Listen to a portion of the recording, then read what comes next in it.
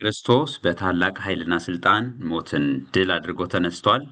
ሰይጣንን አስሮ አዳምን ነፃ አውጥቷል። በዚህም ሰላምና ደስታ ሆኗል። ይህ የትንሣኤ ሰላምታችን ነው። በያላችሁበት እንደምንሰነበታችሁ እያልኩ በዚህ ክፍል ከሚያዝያ 26 እስከ 29 በቅድስት ቤተ ክርስቲያን የሚታሰቡ ቅዱሳንን መታሰቢያ መርሃ ግብር አቀርባለሁ። አብራችሁኝ እንድትቆዩ ግብዣዬ ነው። አምላካችን እግዚአብሔር በመካከላችን ሆኖ ቅዱስ ቃሉን ያስተምረን። የማምላክ ምልጃና ጸሎት የቅዱስ መስቀሉም ኃይል የቅዱሳንም ሁሉ ተራዳይነት ከሁላችን ጋር ይሁን። አስቀድሜ ይህ መልእክት ቅዱሳንን ለሚወዱ ሁሉ ይዳረስ ዘንድ ላይክ፣ ሼር እንዲሁም ደግሞ ሰብስክራይብ በማድረግ እንድትተባበሩ ጠይቃችኋለሁ። የመጀመሪያው ሚያዝያ 26 እሁድ አንደኛው የሚታሰበው በዓል መናፍስትን ተዋርሰው ሰው የሚገድሉ ቤተሰቦቹንና እንዲሁም ያመልኩባቸው የነበሩ ጣዖታትን ያጠፋው ሱስንዮስ ሰማዕትነትን የተቀበለበት ዕለት ነው። የዚህ ቅዱስ አባቱ የዲዮቅልጥያኖስ ሹመኛ ነበረ። እንደ ንጉሱም በጣዖት ያመልክ የነበረ ሰው ነው ይህ አባት። ከዕለታት አንድ ቀን ሱስንዮስ የእግዚአብሔር መልአክ ተገለጠለትና ሰማዕት እንደሚሆን ነገረው። በልቡም ይህ ሐሳብ አደረ። ንጉሱም በኒቆምዲያ ከተማ ሾሞ ጣዖታት እንዲያስፋፋ አዝዞ የስልጣን ደብዳቤን ሰጠው። እርሱ ግን እንግዲህ ሁለት የተጋጩ ሐሳቦች ናቸው እዚህ ጋር ያሉት። ንጉሱ ያዘዘው ጣዖታት እንዲያስፋፋ ነው። እግዚአብሔር ደግሞ በመልአኩ በኩል እየነገረው ያለው ሰማዕትነት እንደሚቀበል ነውና የመረጠው የእግዚአብሔር መልእክት ነው። ቅድሚያ ሰጥቶ አንድ ካህን ወደ እርሱ አስመጥቶ ክርስትናን ተምሮ በዚሁ ቄስ እጅ ተጠመቀ። በመቀጠል ወደ እህቱ ሄደ። እንግዲህ እህቱ በባሏና በባሏ አባት አማካይነት መናፍስትን ተዋርሳ ልጇን ገድላ በሚያሰቅቅ ሁኔታ ደሟን የጠጣች እናት ነበረች። ቀጥላ ደግሞ የሌሎች ሰዎችን ልጆች ሲወለዱ በስራይ በድግምት የምትገድልና ደማቸውንም እንደዚሁ የምትጠጣ የነበረች ናት። በአጭሩ ከሰይጣን ጋር የተጋባች ከመናፍስት ጋር የምትኖር ሴት ነበረች። እንግዲህ በዚህ አኗኗሯም እንደ እርሱ አይነት ግብር የሚሰራ ልጅንም የወለደች ናት። ቅዱሱም ወደ እህቱ ዘንድ ሄዶ እርሷንና ልጇን ለሰይጣን ያስረከቧትን ሰዎች ባሏንና የባሏን አባት ማለት ነው በጦር ወግቶ ገድሏቸዋል። ባሏና የባሏ አባት በስራያቸው ሰውን እያሳመሙ ይገድሉ የነበሩ ነበሩ። ይህንንም አድርጎ ወደ ቄሱ ዘንድ ሄዶ ያደረገውን ሁሉ ነግሮታል። ቀጥሎ ደግሞ ወደ ጣዖታቱ ዘንድ ሄዶ በጌታችን ስም አዝዞ ምድር ተከፍታ እንድትውጣቸው አድርጓል። ጣዖታቱን እንግዲህ አባቱም ይህን በሰማ ጊዜ ሄዶ ልጁ ያደረገውን ሁሉ ለንጉሱ ነግሮታል። ንጉሱም ቅዱስ ሱስንዮስን እንዲያሰቃዩት አገልጋዮቹን አዝዟል። እነርሱም በብረት ዘንጎች ደብድበውታል፣ በመንኮራኩርም አበራይተውታል፣ በመዶሻም ቀጥቅጠው ብዙ መከራ አድርሰውበታል። እየጎተቱም በከተማ ውስጥ አንገላተውታል። ጌታችንም በመከራው ሁሉ እያጸናው ለብዙ ጊዜ አቆይቶታል። መልአኩንም ልኮ ከቁስል እየፈወሰ ብዙ ጊዜ ታምራትን አድርጎለታል። ያለምንም ጉዳት ነው ያስነሳው የነበረው። ብዙ ሰዎችም ጽናቱንና ተጋድሎውን አይተው በክብር ባለቤት በጌታችን አምነዋል። በዚህም 1109 የሚሆኑ ሰዎች ሰማዕትነትን በእግዚአብሔር አምነው በዚህ ቅዱስ አማካይነት ተቀብለዋል፣ ሰማዕትነትን ማለት ነው። በመጨረሻም ማሰቃየት በሰለቻቸው ጊዜ አንገቱን እንዲቆርጡት ንጉሱ አዝዟል። በዚህም የሰማዕትነት ፍጻሜ ሆኗል ማለት ነው። ከዚህ አባት ወይም ከዚህ ቅዱስ ሰማዕት ተጋድሎ የምንማረው ቅዱሳን ተጋድሏቸው ሰውን በድግምት በስራይ ከሚያፈዙ፣ ከሚያደነዝዙ፣ ከሚያቆስሉ፣ ከሚገድሉ አልፈውም ከሰይጣን ጋር ተጋብተው የሰውን ደም ከሚጠጡት ጋርም እንደሆነ እንማርበታለን። በዓለም ውስጥ እንዲህ አይነት ምስጢራዊ አሰራሮች እንዳሉ ከዚህ ቅዱስ ተጋድሎ እንረዳለን። ከዚህ አይነት ወጥመድ ለመውጣት ማድረግ የሚገባን ብቸኛው አማራጭ ደግሞ በጾም በጸሎት በሰጊድ ተወስኖ የእግዚአብሔርን ቅዱስ ሥጋ ክቡር ደም በንስሐ ሆኖ እየተቀበሉ ዘወትር ከቤቱ ሳይጠፉ መኖር እና እግዚአብሔር ከዚህ አይነት ፈተናዎች እንዲያወጣን እግዚአብሔርን መለመን ነው። ያ ካልሆነ የምንወልዳቸውን ልጆች የምንሰራውን ስራ ያለንን ሁሉ ነገር ጤናችንን ጨምሮ መውጣት መግባታችንን ሁሉ በእኛና በእግዚአብሔር ፈቃድ ለመምራት ይሳነናል ማለት ነው። ስለዚህ በጠላት አሰራር ወጥመድ ውስጥ እንወድቃለን። ስለሆነም በርትተን መስራት እንዳለብን የዚህ ቅዱስ ተጋድሎ ያስተምረናል። አምላካችን እግዚአብሔር ብርታትንና ጽናትን ሰጥቶን ጠላታችን ሰይጣንን እንዲሁም ከሰይጣን ጋር የሚሰሩትን የምናሸንፍበትን የድል መሳሪያ ያድለን። ሌላው ሁለተኛው በእናቱ ጸሎት የእግዚአብሔር መልአክ ክርስትናን ያስተማረው አባ ዮሐንስ በሰማዕትነት ያረፈበት ነው። በእናቱ ጸሎት የእግዚአብሔር መልአክ ክርስትናን ያስተማረው አባ ዮሐንስ እንግዲህ አባቱ ጣዖት እየሰራ የሚሸጥ የነበረ ነው። በጣዖታትም ያመልክ ነበረ። እናቱ ግን ደገኛ የሆነች ክርስቲያን ናት። በጸሎት የጸናች ስለ ልጇ ስለ ባሏ መመለስ የምትለምን እናትና ሚስት ነበረች። በሀገሩ ያሉት ሰዎች ግን በጣዖት ያመልኩ ነበርና ልጇን በስውር ክርስቲያናዊ ስም ሰጠችው። ዮሐንስ ብላ ነው ልጇን የጠራችው። ከነሱ ጥቃት እንዳይደርስበት እርሷም ደግሞ በምስጢር ልጇን እየጠበቀች በክርስቲያናዊ አስተዳደግ አሳድገዋለች። ልጇም 12 ዓመት በሆነው ጊዜ አባቱ ጣዖታትን ወደ ገበያን እየወሰደ እንዲሸጥ አዝዞታል። እነዚህ እየጠረበ የሚያዘጋጃቸው ጣዖታትም ተሸክሞ ሲሄድ የእግዚአብሔር መልአክ ተገለጸለትና ስለ ጣዖት አስረዳው። ጣዖት የሰይጣን ማደሪያ መሆኑን ነገረው። ከእጁም እንዲጥለው ነገረው። በክብር ባለቤት በክርስቶስ ማመንንም አስተማረው። ከዚህ በኋላ ወደ አባቱ ተመለሰና የአጋንንት ማደሪያ ለሆነ ለጣዖት እንደማይሰግድ ለጌታችንም እንደሚገዛ ለአባቱ ነገረው። አባቱም ተናዶ ልጁን አስሮታል። እናቱም በክብር ባለቤት ታምኖ ሰማዕት እንዲሆን ልጇን በእስር ቤት ሄዳ መክረዋለች። የሀገሩም ሰዎች ሁሉ ተሰብስበው ሊያግባቡት ብዙ ሙከራ አድርገዋል። እርሱ ግን ለአጋንንት ማደሪያ ለእነዚህ ጣዖታት አልሰግድም ብሎ ጸንቷል። ይህንንም በነገራቸው ጊዜ አባቱ እጅግ ተናዶ በምሳር አንገቱን ነው የቆረጠው። እንግዲህ የዚህ ሕፃን ሰማዕት ደሙ ፈሶ መላ ሰውነቱን እስካጠመቀው ድረስ በድኑ አልወደቀም። እንዲህ አይነት ታምር እግዚአብሔር አድርጓል።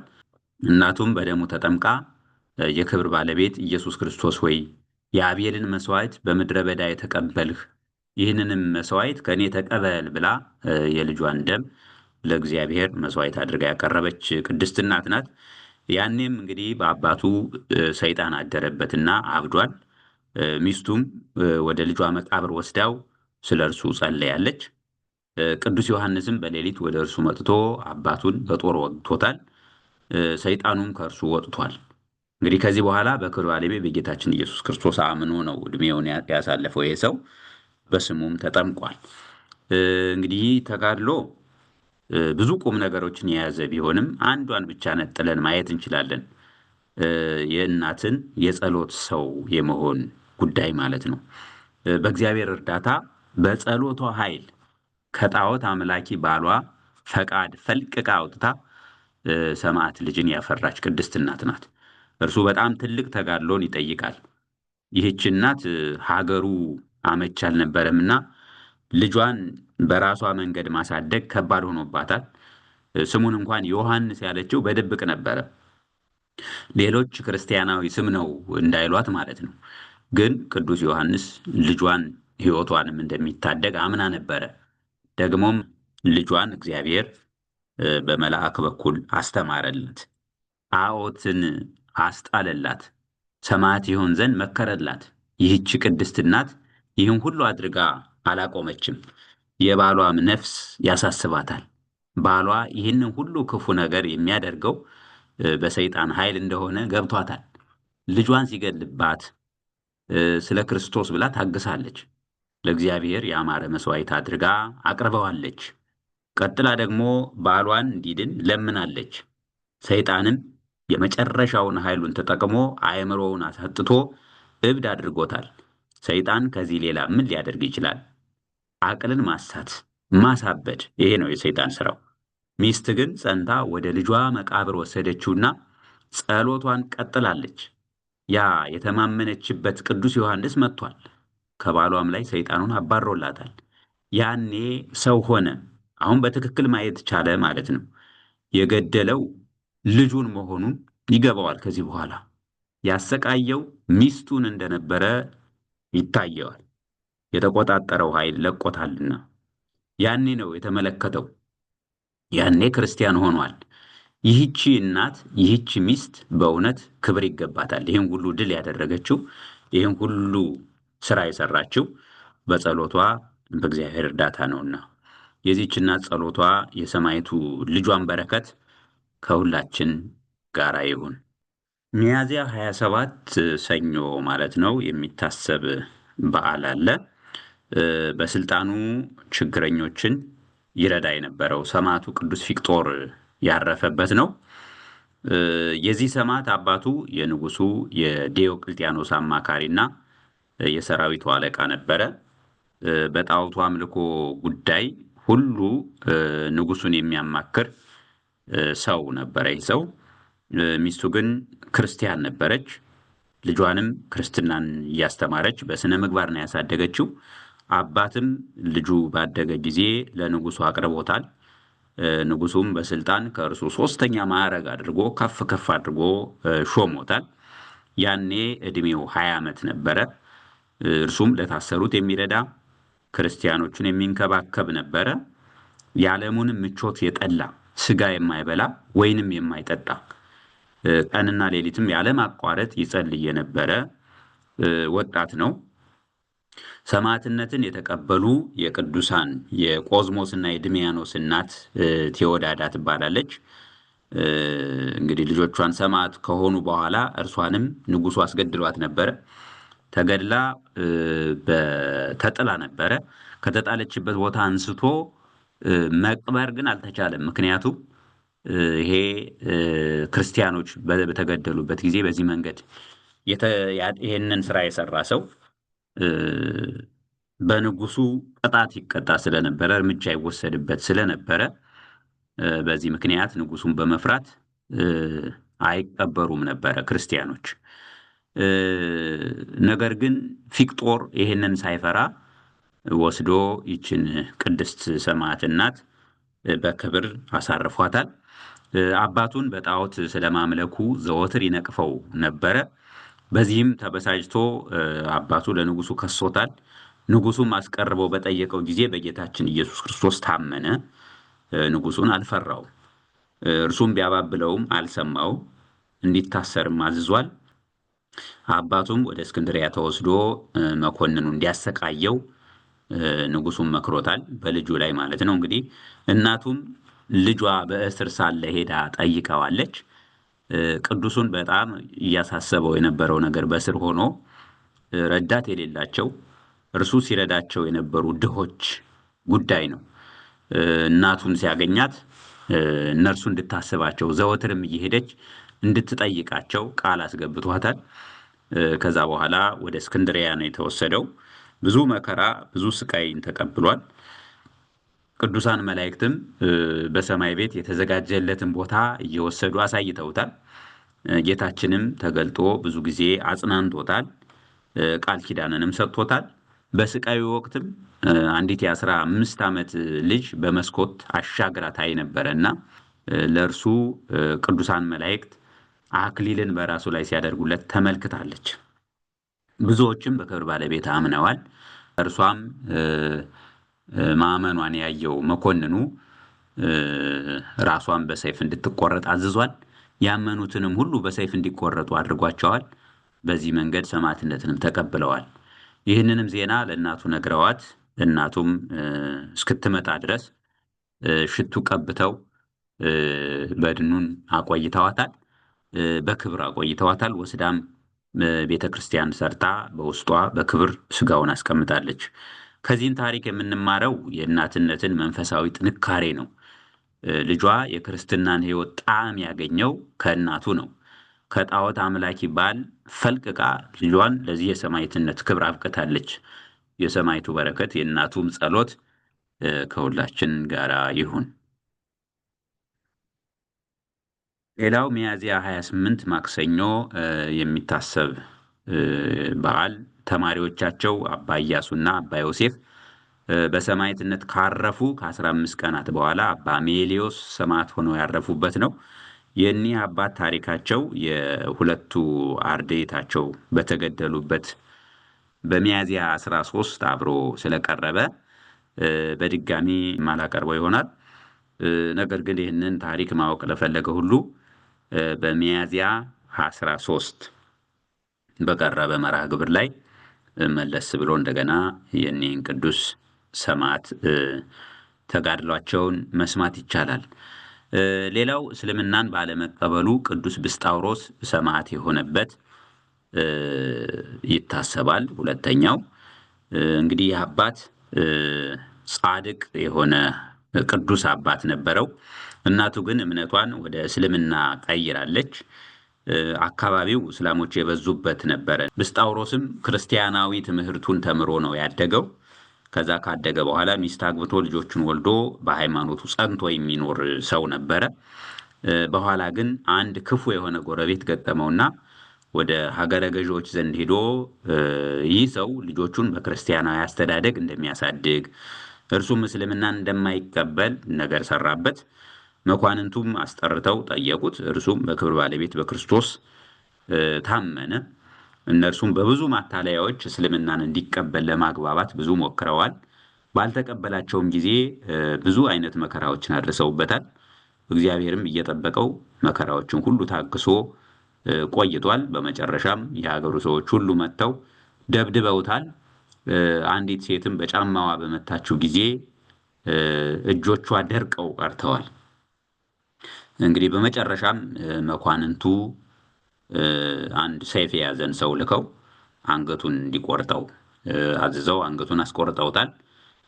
ይህም የሆነው በሚያዝያ 28 ቀን ነው። አምላካችን እግዚአብሔር በሰማዕቱ ጸሎት ሁላችንንም ይማረን። ሌላው ሚያዝያ 29 ረቡዕ ከ72ቱ አርድእት አንዱ ሐዋርያ አርስጦስ ያረፈበት ነው። ይህንን ሐዋርያ ቅዱስ ጳውሎስ በመልእክቱ ጠቅሶታል፣ ከሌሎቹ አገልጋይ ሐዋርያት ጋር ማለት ነው። እንግዲህ ይህ አባት መንፈስ ቅዱስ በጽርሐ ጽዮን የመንፈስ ቅዱስ ጸጋ በወረደ ጊዜ በቦታው ከነበሩ ከ120 ቤተሰብ ጋር የነበረ ነው። በሀገሩ ሁሉ ቋንቋም የመናገር ጸጋን እንደ ሌሎች ሐዋርያትም ያገኘ ጻድቅ ሰው ነው። ከዛ በኋላ ሐዋርያቱን እያገለገለ ከእነርሱ ጋር አብሮ እየሰበከ ብዙ መከራን የተቀበለ አባት ነው። ከዚያም ሐዋርያቱ መርጠው ለኢየሩሳሌም ቤተክርስቲያን አስተዳዳሪ አድርገው ሾመውት ነበረ። በዚህችም አገልግሎቱ የተወሰነ ጊዜ ቆይቶ በሌላ ሀገር ላይ ሁለተኛ ኤጲስቆጶስነትን ተሹሟል። በክብር ባለቤት በጌታችን ኢየሱስ ክርስቶስ ስም አስተምሮ በዛ በተሾመበት ሀገር የእግዚአብሔርን አንድነት ሶስትነቱን በማሳወቅ የሰዎቿን ልቡና ብሩህ ያደረገ ቅዱስ አባት ነው። የጣዖታትንም ቤቶች አፍርሶ አብያተ ክርስቲያናትን በምትኩ ያሳነጸ ቅዱስ አባት ነው። ብዙ ታላላቅ ታምራትን በማድረግ መራራ የሆኑ ውሃዎችን ለውጦ ጣፋጭ ያደረገ፣ የደረቁ እንጨቶቹንም እንዲለመልሙ ያደረገ፣ እንዲያፈሩ ያደረገ፣ በደዌ በሕማም የተጨነቁትን ሁሉ ደግሞ ያዳነ የፈወሰ ቅዱስ አባት ነው። ከዛም በኋላ በጎ እርጅናን አርጅቶ በእግዚአብሔር ኃይል በሰላም አርፏል። የዚህ ቅዱስ በረከትና ረድኤት ከሁላችን ጋር ይሁን። አምላካችን እግዚአብሔር በሐዋርያው ጸሎት ሁላችንንም ይማረን። ሁለተኛው ደገኛ የሆነው ጻድቅ የኢየሩሳሌም ኤጲስቆጶስ የነበረው ጻድቁ አባታችን አባ አካክዮስ ያረፈበት ነው። ይህንን ቅዱስ ከሃዲያን ብዙ ቀኖች ያሰቃዩት አባት ነው። እግዚአብሔርም በእጆቹ ብዙ ታምራትን አድርጓል። ከዚህም በኋላ በፍቅር በአንድነት አርፏል። ለእግዚአብሔር ምስጋና ይሁን። እኛንም በቅዱሳን ጸሎት ይማረን፣ በረከታቸውም ከእኛ ጋር ለዘላለሙ ትኑር። ወስብሐት ለእግዚአብሔር ወለወላዲቱ ድንግል ወለመስቀሉ ክቡር። ይቆየን።